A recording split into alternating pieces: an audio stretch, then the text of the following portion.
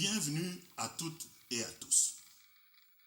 D'après la sagesse des nations, le diable se cache souvent dans les détails, sauf en République démocratique du Congo, sauf à Kinshasa. Dans la capitale congolaise, le démon se dissimule plutôt dans les poubelles, mais il n'y a pas de poubelles à Kinshasa. Depuis un demi-siècle, en réalité, depuis la fin de la colonisation belge en juin 1960, ce genre de récipient a quasiment disparu des rues et des quartiers populaires de cette mégalopole de 12 millions d'habitants s'étirant sur plus de 50 kilomètres. De fait, il n'existe guère de voirie à Kinshasa au sens urbain de ce terme. À vrai dire, en guise d'engin de voirie, à Kinshasa, on utilise les pousse-pousse. Dans le même temps, les tireurs de pousse-pousse servent également des boueurs. Résultat, dans les mêmes pousse-pousse sont transportés non seulement les ordures ménagères, les crottes de chiens, les chats crevés, les déjections des poules, mais aussi les denrées alimentaires vers les étals des commerçants sur différents marchés municipaux. Donc, pas de poubelle à Kinshasa. Mais alors, où s'y cache le diable? À Kinshasa, Satan a choisi d'habiter directement dans les monticules d'immondices.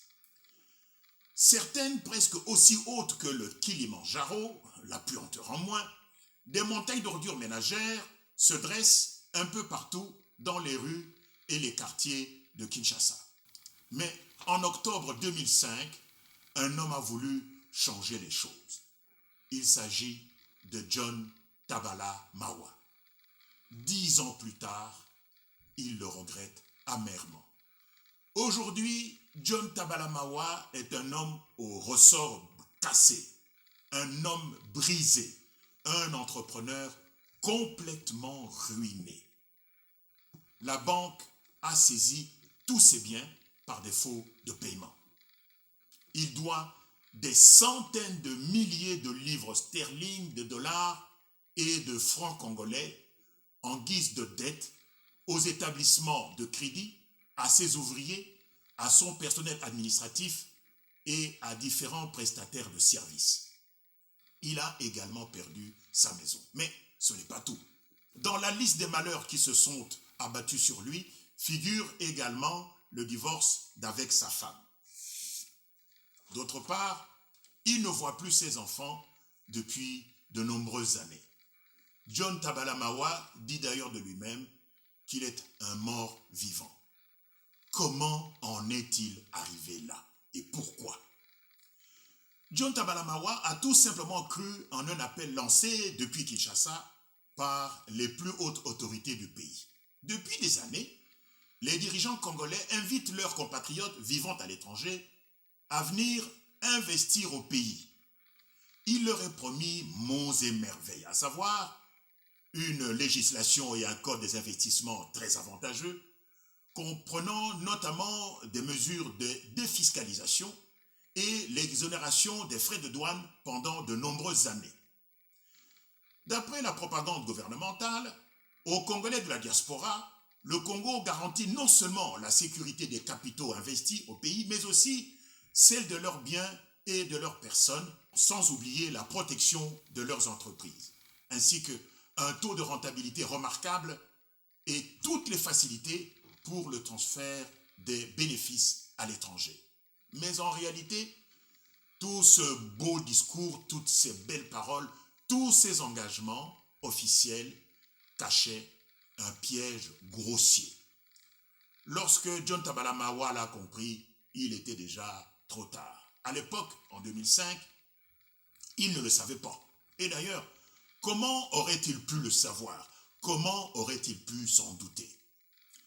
Face aux besoins exprimés et à l'appel pressant lancé par les autorités de la capitale congolaise, comment rester sourd et indifférent? Toujours est-il qu'en septembre 2005, John Tabala Mawa, confiant, se rendit à Kinshasa. Il y répondait en fait à une invitation écrite, signée de la propre main de M. Jean Kimbunda Mudikila, à l'époque gouverneur de la capitale congolaise. Le premier séjour de John Tabalamawa à Kinshasa fut surtout consacré à tâter le terrain, comme on dit, et à nouer les contacts préliminaires. Il devait en effet évaluer la situation et les besoins réels d'assainissement de Kinshasa. Il devait également étudier le milieu urbain si particulier d'une ville comme Kinshasa, construite horizontalement, et prendre en même temps la mesure des difficultés et estimer les possibilités d'y créer une société de voirie. John Tabalamawa ne voulait absolument rien laisser ni au hasard ni à l'improvisation. Durant ce premier séjour, une autre visite fut d'ailleurs tout de suite programmée afin de confirmer les premières impressions favorables. Il fallait concrétiser rapidement les engagements qui avaient été pris oralement. Tout fut organisé et planifié dans les règles de l'art. John Tabalamawa ne pouvait d'ailleurs pas se tromper, car la voirie, il connaît. Fondateur de la JTM Contractors Limited, établi dans le quartier de Croydon, dans le sud de Londres, il a dirigé cette société de voirie en qualité de directeur général depuis de nombreuses années. Naturalisé anglais, ce Congolais, un Mouyansi originaire de la province du Bandundu, a signé, grâce à cette entreprise, une insolente réussite dans la mégalopole britannique. Pendant des années, il a forcé d'ailleurs l'admiration de tout le monde, non seulement des Congolais résidant dans la capitale anglaise et dans les autres villes britanniques, mais aussi des Anglais eux-mêmes. John Tabalamawa était également estimé et avait fini par forcer la reconnaissance des Indiens, des Pakistanais, des Nigérians et de nombreux autres immigrés vivant au Royaume-Uni.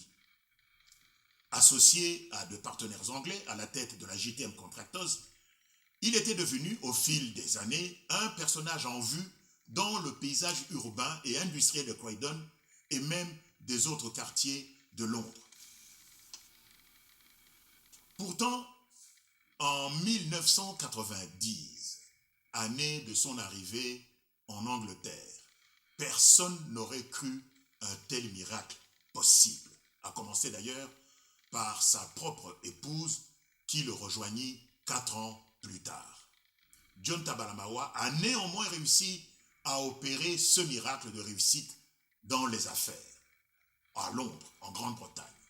Ce n'est pas donné à tout le monde. Dès lors, fort de l'expertise, de l'expérience et du prestige accumulé en Angleterre, son pays d'adoption, John Tabalamawa a décidé de relever le défi de l'établissement de la première entreprise congolaise de voirie urbaine à Kinshasa, capitale de son pays d'origine. Dans le domaine de la voirie, l'improvisation, l'arbitraire, l'empirisme, l'amateurisme ou l'artisanat n'y ont pas leur place. Que personne ne s'y trompe. Le ramassage des ordures, le tri, le traitement et l'élimination des déchets, soit par incinération, soit par un tout autre procédé, relèvent d'une véritable activité industrielle. Les ordures coûtent cher. À vrai dire, les ordures, c'est de l'or. Justement, John Tabalamawa connaît la formule magique de l'alchimie consistant à transformer les ordures ménagères, les déchets, en argent, au sens propre. Il partit donc pour Kinshasa, bien décidé à y implanter une société de ramassage et de traitement des ordures. Il y avait d'ailleurs urgence. Jadis dénommé Kinlabel, Kinshasa, par manque de société de voirie, était devenu, au fil des décennies, Kin la poubelle. John Tabalamawa comptait bien redonner à l'immense agglomération urbaine congolaise son lustre d'antan. Mais ce faisant, et sans le savoir, il aurait en fait réveillé le diable qui, à Kinshasa, habite et dort dans l'état d'immondice. La vengeance de Satan, en l'espace de 10 ans, allait le laisser littéralement sur la paille. C'est que vouloir éliminer les déchets ménagers dans la capitale congolaise revient en réalité à déranger le diable dans sa cachette. Et, à vrai dire, le démon n'aime pas beaucoup cela. Mais John Tabalamawa l'ignorait.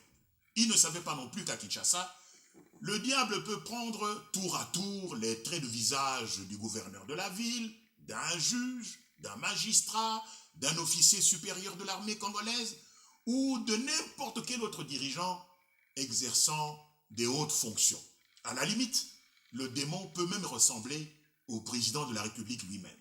Mais lorsque John Tabalamawa se rendit compte des multiples visages du diable, il était trop tard. Le mal était déjà fait. Pourtant, en 2005, tout avait commencé sous des auspices flatteurs, dans le meilleur des mondes de l'assainissement. Dès la première visite de John Tabalamawa à Kinshasa, un premier protocole d'accord fut signé le 5 septembre 2005. Le directeur général de la JTM Contractors ne s'était pas rendu au Congo seul. Il y avait conduit en fait une délégation comprenant des administrateurs de sa société ainsi que des experts britanniques spécialisés dans le domaine de la voirie urbaine. Le mois d'après, en octobre 2005, un contrat en bonne et due forme fut signé entre l'Hôtel de Ville de Kinshasa et JTM Contractors Limited. La cérémonie prit d'ailleurs un caractère tout à fait officiel. Du côté congolais, le document fut paraphé par le gouverneur de la ville de Kinshasa, Jean Kimbunda Mudikila, entouré de tous ses collaborateurs et d'une équipe de techniciens congolais versés dans les questions d'assainissement, de salubrité et d'environnement urbain. Pour approuver les termes du même accord face au maire de la capitale congolaise, se tenait donc John Tabalamawa, flanqué des cadres administratifs de sa société et des techniciens de la firme britannique. Conclu pour une durée de 2 ans renouvelable, le contrat liant l'hôtel de ville de Kinshasa à JTM Contractors portait sur un montant global de 16 millions de dollars. Dès le départ, il fut convenu le versement d'un acompte représentant 25% de cette somme par l'administration urbaine de la capitale congolaise avant même le début des travaux par l'entreprise britannique de voirie. Le calcul est facile, 25% des 16 millions de dollars américains donnent 4 millions de dollars. Ce montant était censé permettre à JTM Contractors l'acquisition des premiers engins de manutention, divers matériels et équipements de voirie, leur transport maritime de Londres à Kinshasa via Matadi et leur mise en service dans la capitale congolaise. Vu l'immensité du chantier, il fallait importer au Congo au moins 150 engins de voirie pour venir à bout des montagnes de déchets accumulés depuis des décennies dans les rues et les quartiers de la ville. La même somme de 4 millions de dollars devait également faciliter la formation d'ouvriers boueurs, le recrutement du personnel administratif, ainsi que le lancement du premier chantier des travaux d'assainissement de la capitale congolaise. De toute évidence, du moins sur les documents du contrat, le partenariat entre JTM Contractors et l'hôtel de ville de Kinshasa était nickel. Puis, l'entreprise anglaise attendit le versement de 25% d'acompte pour faire venir de Londres le matériel et les équipements de voirie urbaine avant de commencer les premiers travaux d'assainissement de Kinshasa. 10 ans plus tard, JTM Contractors attend toujours les 25%. Pourtant, il y avait urgence. Depuis des décennies, la capitale congolaise étouffe littéralement sous les ordures. Les conditions d'hygiène s'y sont tragiquement dégradées. Des essaims de mouches par milliards pondent des myriades d'œufs sur les tas d'immondices éparpillés dans les rues. Du lever au coucher du soleil, on les voit tournoyer au-dessus des étals des commerçants sur tous les marchés municipaux, se poser sur la nourriture, sucer les yeux et les lèvres des enfants. Partout, à travers la ville de Kinshasa, chaque jour, le spectacle des ordures blesse la vue et l'odorat des 12 millions d'habitants. Dans le même temps, la malaria, favorisée par la crasse ambiante, y sévit à l'état endémique. Dans la liste des nuisances et des maladies provoquées par le manque de salubrité publique dans la capitale congolaise, il faut désormais ajouter la fièvre typhoïde, appelée à juste titre la maladie des mains sales. Il fallait vraiment faire vite, mais les 25% d'acompte ne venaient toujours pas. Le gouverneur, Kimbuta Modikila, fit alors comprendre la nécessité pour JTM de commencer immédiatement la première phase d'assainissement de sa ville sans attendre le 25% d'acompte, c'est-à-dire sans le paiement préalable des 4 millions de dollars convenus dans l'accord. Ce fut là la première entorse et le premier manquement au contrat. Le gouverneur Kimbunda Modikila insista, promettant la régularisation de la situation financière par l'hôtel de ville dans les meilleurs délais. Après quelques moments d'hésitation, JTM Contractors accepta de commencer les travaux d'assainissement de Kinshasa sans attendre le versement du fameux acompte de 25%. Mais JTM Contractors avait besoin d'équipement. La société avait besoin de matériel. Alors, John Tabalamawa décida de mettre tout de suite la main à la pâte, ou plutôt la main dans les ordures, sans attendre. Il quitta tout de suite Kinshasa pour rentrer à Londres, après la signature de l'accord de partenariat avec l'hôtel de ville. Dans la capitale anglaise, il alla aussitôt voir son banquier pour solliciter un crédit. De toute urgence, il lui fallait des capitaux pour l'acquisition des premiers engins de voirie, du matériel et de l'équipement de base pour commencer les opérations de nettoyage et d'assainissement de la ville de Kinshasa. Pas de problème, JTM Contractors Limited était une entreprise crédible. De son côté, John Tabalamawa était précédé de la flatteuse réputation d'être un entrepreneur respectable. C'est ainsi que la banque approchée par JTM, c'est-à-dire par John Tabalamawa, ouvrit au bénéfice de cette entreprise une ligne de crédit de 800 000 livres sterling, soit 1 600 000 dollars. Une quinzaine d'engins de voirie sur les 150 initialement prévus dans le contrat purent ainsi être acquis par la société anglaise, mis sur le bateau à destination du port de Matadi. À part l'acquisition du matériel et des équipements, il fallut aussi penser au recrutement, à la sélection et à la formation du personnel. Toutes ces démarches furent menées au pas de course, tambour battant, par John Tabalamawa. Dès novembre 2005, soit moins de 2 mois après la signature du contrat avec l'hôtel de ville, JTM Contractors entamait la première phase des travaux d'assainissement de Kinshasa, mais toujours sans avoir perçu les 25% d'acompte prévus dans l'accord.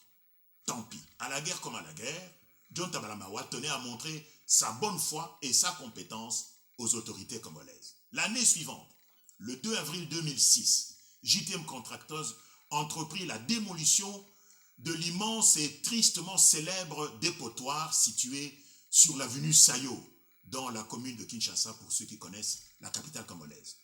Il lui fallut au moins 1 mois pour en venir à bout, si bien que le 29 avril 2006, sous les coups de boutoir des engins et les dévouements des éboueurs de la JTM Contractors, la décharge publique anarchique de l'avenue Sayo était détruite, éliminée et complètement anéantie et rasée.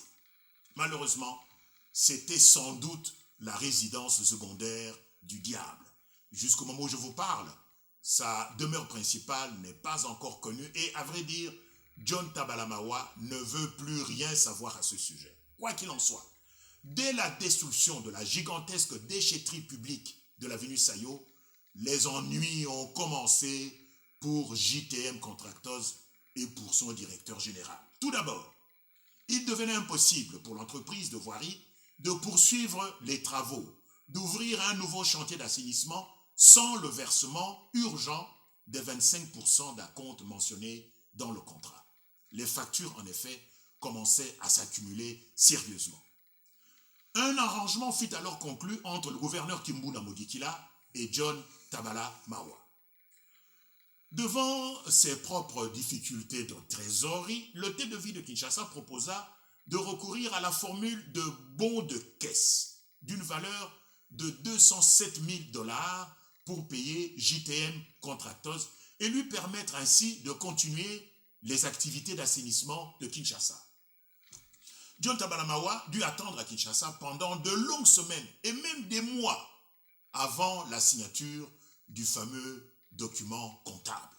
Finalement, au bout de 5 mois, le bon de caisse termina son circuit administratif et comptable. Il était arrivé à maturité, on pouvait enfin le toucher. Pour la première fois depuis la signature du contrat en octobre 2005, John Tabalamawa allait enfin voir pour la première fois la couleur de l'argent de l'hôtel de ville de Kinshasa. Mais 2 jours avant la date prévue pour la remise des 207 000 dollars au manager général de la JTM Contractors, le gouverneur Kimbunda Mudikila fut relevé de ses fonctions. Mais qu'importe, John Tabalamawa se rendit directement à la résidence du gouverneur limogé dans l'espoir de se voir remettre l'argent. Il espérait au moins une petite note de recommandation de la part de Kimbunda Mudikila destinée à son successeur pour faciliter le retrait de cette somme. 10 ans plus tard, John Tabalamawa attend toujours. Les 207 000 dollars provenant du bon de caisse se sont définitivement évanouis dans les poches de l'ancien gouverneur. Pendant tout le temps perdu à Kinshasa, à courir derrière ce fameux bon de caisse de l'hôtel de ville, de nouvelles inquiétantes parvenaient régulièrement aux oreilles de John Tabalamawa depuis Londres. Quelles nouvelles? Et venant d'où? D'abord, de la banque, évidemment. Aucun remboursement n'ayant encore pu être effectué sur le crédit de 800 000 livres sterling, la banque commençait, et c'est normal, à s'inquiéter et à s'impatienter sérieusement. Du côté de la famille, les nouvelles n'étaient pas bonnes non plus. Sa longue absence avait sérieusement fragilisé, ébranlé l'équilibre de son ménage. L'argent ne rentrait plus, les retards de loyer, les factures d'électricité et de gaz, les dettes de nourriture s'étaient accumulées. Sa femme était vraiment à bout de nerfs. Il lui fallait revenir donc de toute urgence à Croydon. Alors John Tabalamawa, les mains vides, se précipita à Londres, mais quand il est arrivé dans la capitale britannique, il était déjà trop tard. La situation était hors de tout contrôle. Tout de suite, il lui apparut impossible d'éviter la catastrophe. Pendant son séjour à Kinshasa, sa longue absence avait en effet provoqué des dégâts irréparables. Tout d'abord du côté de son banquier. John Tabalamawa n'avait pas réussi à payer ne fût-ce qu'une seule traite du crédit qu'il avait obtenu de sa banque. C'est pourquoi la banque a tout simplement saisi tous ses biens. D'autre part, des scellés avaient été posés sur la porte de sa maison. Il ne pouvait donc plus y entrer. Du jour au lendemain, le directeur général de JTM Contractors était devenu un SDF, c'est-à-dire un sans domicile fixe. Il dut d'ailleurs quitter Londres pour aller s'installer, vaille que vaille, à Coventry, une ville située dans les Midlands anglais. C'est là où, sans femme et sans enfant, il vit désormais seul. Quant à JTM Contractors Limited, sa société, elle était menacée de mise en liquidation judiciaire. Il la perdra d'ailleurs quelques années plus tard, jusqu'à aujourd'hui. Il restait la situation de sa famille. De ce côté-là, c'était le désastre total. Après avoir longuement attendu en vain son retour à Londres, son épouse et ses enfants avaient tout simplement disparu. Plus tard, il apprendra le remariage de sa femme avec un autre homme. Que faire alors? Et par où commencer? Puisque tout était perdu à Londres, John Tabalamawa décida de rentrer à Kinshasa. Un nouveau gouverneur avait en effet été nommé à la tête de la ville. Il s'appelait Kimbembe Mazunga. Le directeur général de JTM Contractors espérait trouver en lui un interlocuteur plus sérieux que son prédécesseur. De toute urgence, il lui fallait absolument de l'argent pour sauver ce qui pouvait encore l'être de JTM Contractors, à défaut de rattraper le naufrage de son ménage. Mais Kimbembe Mazunga, le nouveau patron de la ville de Kinshasa, allait se révéler pire que le premier. Tout d'abord, il se mit à contester carrément les termes du contrat. John Tabalamawa dut alors tout reprendre à zéro. Il dut lui expliquer le pourquoi de l'accord liant JTM Contractors à l'hôtel de ville. Argumenter, analyser chaque ligne du document et chaque virgule, justifier chaque chiffre. De la vie de Kimbembe Mazunga, il n'était même pas question pour l'hôtel de ville de dépenser 16 millions de dollars en 2 ans pour l'assainissement de Kinshasa. À dire vrai, le nouveau gouverneur de la capitale congolaise voulait faire comprendre à John Tabalamawa qu'il ne se retrouvait pas tout à fait dans ce contrat ni dans cette somme de 16 millions de dollars, au sens propre comme au sens figuré. Et pour bien montrer ce qu'il voulait, Kimbembe Mazunga, le nouveau gouverneur de la ville de Kinshasa, procéda carrément à la révision unilatérale de l'ancien contrat pour en confectionner un nouveau. Mais jusqu'à ce jour, John Tabalamawa n'a jamais reçu l'original du document. Il ne l'a donc jamais signé. Dans la foulée, Kimbembe Mazunga alla jusqu'à mettre en doute les compétences et l'expertise de John Tabalamawa, aussi bien en matière de management d'une entreprise que dans le domaine de l'assainissement urbain. Quand on veut noyer son chien, on l'accuse évidemment de rage. Des semaines, des mois et des années ont passé. Ainsi, l'hôtel de ville invoquait tous les prétextes pour ne pas payer les 25% d'acompte prévus dans le contrat. Finalement, la coupe de la patience de John Tabalamawa a fini par déborder. Le directeur général de JTM Contractors a alors décidé de porter l'affaire devant la justice en accusant l'hôtel de ville devant le tribunal de commerce de Kinshasa pour non-respect de contrat. Pour compliquer un peu plus sa situation, Kimbembe Mazunga, le nouveau gouverneur, fut à son tour relevé de ses fonctions pour être remplacé par un nouveau gouverneur en la personne de l'amiral Liwanga. Avec le nouveau patron, comme avec le deuxième, il fallut aussi tout reprendre à zéro. John Tabalamawa dut en effet recommencer à tout lui expliquer, à tout justifier une fois de plus, à répondre aux mêmes questions et à réfuter les mêmes soupçons. Peine perdue. Totalement sourd à ces arguments, le nouveau locataire de l'hôtel de ville, l'amiral Liwanga, ne voulait absolument rien savoir. Pas question pour lui, en tout cas, de verser le moindre centime à John Tabalamawa ni à JTM Contractors. De toutes les façons, le dossier du litige avec l'hôtel de ville suivait son cours devant le tribunal de commerce. Lors de la nomination de l'amiral Liwanga à la tête de l'hôtel de ville de Kinshasa, le Congo se trouvait sur le point d'entrer en période électorale pour le scrutin présidentiel programmé en novembre 2011. L'approche de l'élection présidentielle devint d'ailleurs un alibi pour le nouveau gouverneur, l'amiral Liwanga, qui en profita pour suspendre tous les paiements et tous les contrats liant l'hôtel de ville à des prestataires de services extérieurs, y compris le contrat et les factures de JTM Contractors. Le plus sérieusement du monde, l'amiral Liwanga expliqua à John Tabalamawa qu'il avait été placé à la tête de la ville de Kinshasa pour s'occuper des élections, uniquement des élections et de rien d'autre. À Kinshasa, le diable prend aussi les traits d'un amiral. Dans l'entretemps, le tribunal de commerce avait rendu son verdict.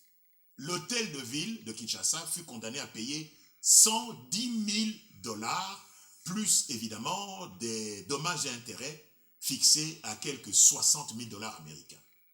De toute évidence, le montant des dédommagements calculé par la justice congolaise était ridicule par rapport aux dépenses, aux crédits et aux dettes contractées par JTM Contractors. Mais pour John Tabalamawa, rentré dans l'entretemps à Coventry, la consolation d'avoir au moins obtenu gain de cause fut de courte durée.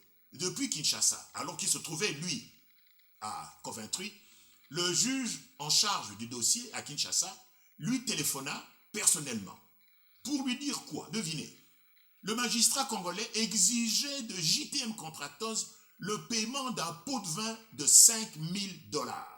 Et si, par hasard, cette somme ne lui était pas remise, eh bien, le juge menaçait de modifier carrément le jugement, cette fois en faveur de l'hôtel de ville.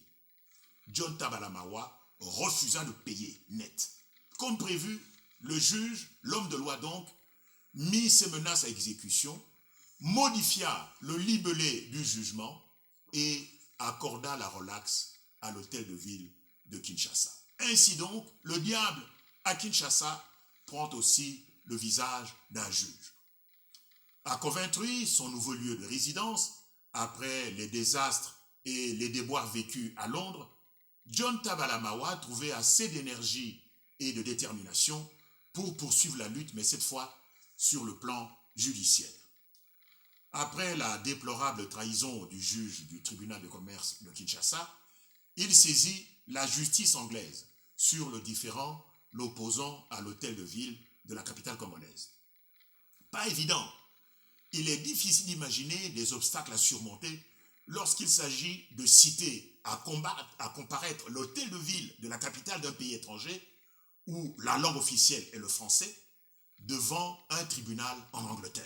De fait, la procédure prit pas mal de temps. Mais le 12 juin 2013, soit 8 ans après la signature du fameux contrat avec la mairie de Kinshasa, la Haute Cour de justice du Royaume-Uni à Coventry condamna l'hôtel de ville de Kinshasa et donc la République démocratique du Congo au paiement de 800 000 livres sterling, soit 1 600 000 $, plus évidemment les dommages et intérêts. Mais le jugement ne fut jamais suivi des faits. Jusqu'à ce jour, il n'a jamais été exécuté. Voilà pourquoi, voici comment.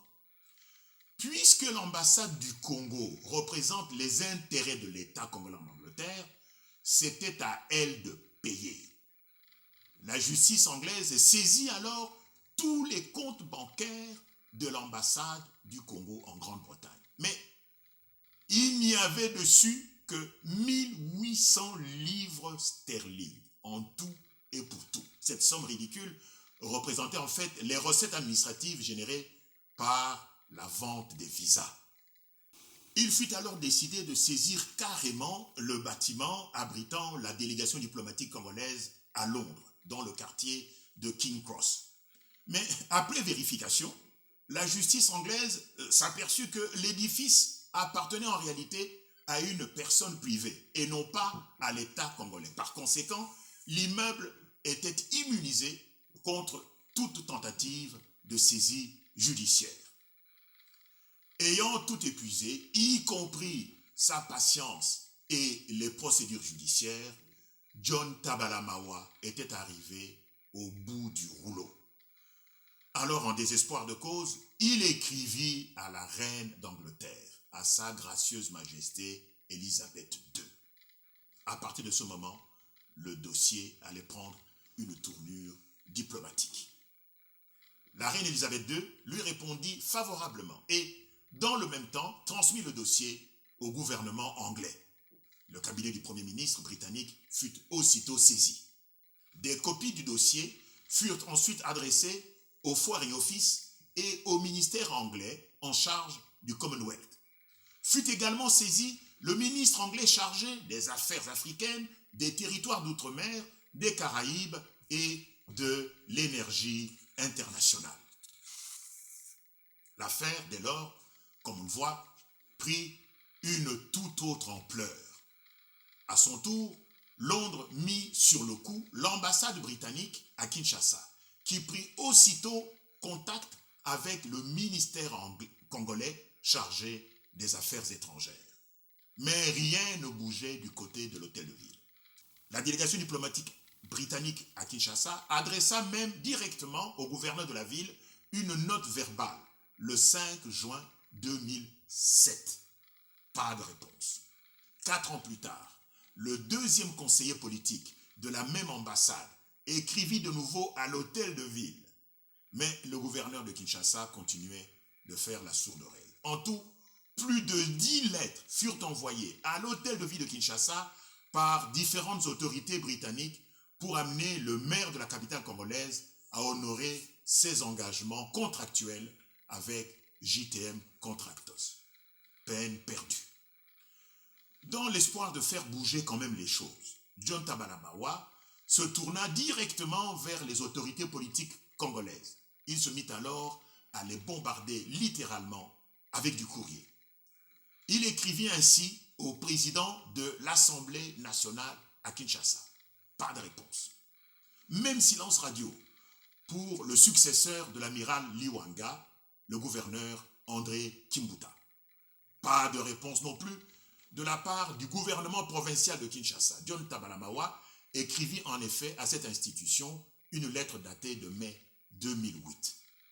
Depuis 10 ans, tout est bloqué, tout est verrouillé. Il reste maintenant à vous raconter une petite anecdote. Lors de l'un de ses nombreux séjours à Kinshasa pour tenter de débloquer la situation des factures impayées sous le gouvernorat de Kimbunda Modikila, John Tabalamawa faillit perdre sa vie. Ce fut pendant les mois passés à attendre la sortie du fameux bon de caisse. Alors qu'il était baladé de services de protocole aux différentes salles d'attente, de bureaux aux services de comptabilité, en passant par les secrétariats et les antichambres des gouverneurs, John Tabalamawa fut alerté sur l'existence d'un complot visant son assassinat. Toutes affaires cessantes, il devait rapidement quitter Kinshasa et rentrer à Londres. C'est ce qu'il fit. Pour regagner l'Angleterre, John Tabalamawa quitta précipitamment le Congo, tenez-vous bien, par la frontière de la Tanzanie, histoire de déjouer les tueurs, sans doute des Kuluna, lancés sur ses traces. Une vraie galère, un véritable cauchemar. Ce jour-là, John Tabalamawa se rendit compte d'une évidence qui lui avait échappé jusqu'à présent, à savoir qu'il était tombé entre les mains de dangereux truands. Aujourd'hui, 10 ans après, John Tabalamawa n'est plus loin de penser que du sommet à la base, la République démocratique du Congo est gouvernée par une bande de gangsters au service du diable qui vit cachée dans les décharges publiques de la capitale. On croit vraiment rêver. Souvenez-vous, au mois de septembre 2005, l'ancien manager général de JTM Contractors s'était rendu à Kinshasa, venant de Londres, avec un projet de voirie dans ses valises, sur invitation officielle du gouverneur de la ville. Le désormais ancien éminent membre de la diaspora congolaise de Grande-Bretagne avait cru aux promesses ressassées depuis des années par les plus hautes autorités politiques congolaises, à commencer par le président de la République lui-même, demandant aux Congolais vivant à l'étranger de rentrer au pays pour y créer des entreprises et pour offrir des emplois à leurs compatriotes. John Tabalamawa avait cru à ce discours. Désormais, il sait que ces chants de sirène cachaient en réalité le ricanement du diable. Il est tombé dans un piège mortel imaginé par des dirigeants congolais pourris et corrompus jusqu'à la moelle. Aujourd'hui, il peut tout juste s'estimer heureux d'être encore en vie. Au Congo, sourds et dehors avenants, lorsqu'on gratte un tout petit peu, les autorités révèlent leur face hideuse de bandits, de détrousseurs, de crapules, d'hommes sans foi ni loi, à la fois corrupteurs et corrompus. Les mots ne sont pas assez durs. Le récent scandale de corruption financière impliquant la société du Ferco donne une pâle image des pratiques en vigueur au Congo. Pour obtenir les différentes autorisations administratives en vue d'installer une société de jeux à Kinshasa, Duferco, une entreprise belge, avait distribué pas mal de pots de vin à des dirigeants congolais, à leurs épouses, à des intermédiaires et même à des hommes politiques belges, notamment à un gouverneur de l'une des communes de Bruxelles. On parle de quelques centaines de milliers d'euros qui auraient ainsi été saupoudrés et arrosés. La justice belge a été rapidement saisie de l'affaire et elle a frappé très vite et très dur. Les juges belges ont en effet mis en prison le président et le directeur général de Duferco, vite fait. De même que le maire de l'une des communes de Bruxelles qui s'est lui aussi retrouvé derrière les verrous. À Kinshasa, par contre, rien. Pas la moindre action de justice. Pas de condamnation. Pas même une toute petite enquête. Là-bas, tout le monde il est beau, tout le monde il est gentil. Bref, dans cette ville d'Afrique noire, tout le monde il est blanc. Au Congo, les dirigeants pratiquent la politique de ce qu'on appelle la politique des asticots. Ces larves répugnantes ont beau paraître lisses et propres à l'extérieur, elles naissent et vivent pourtant au milieu d'horribles pourritures. Moralité, car il y a une moralité dans cette histoire, pour s'occuper de la voirie à Kinshasa, John Tabala Mawa aurait dû d'abord régler la question du diable et de son domicile habituel dans la capitale congolaise. Mais il ignorait tout cela. Désormais, John Tabala Mawa n'a plus que ses yeux pour pleurer.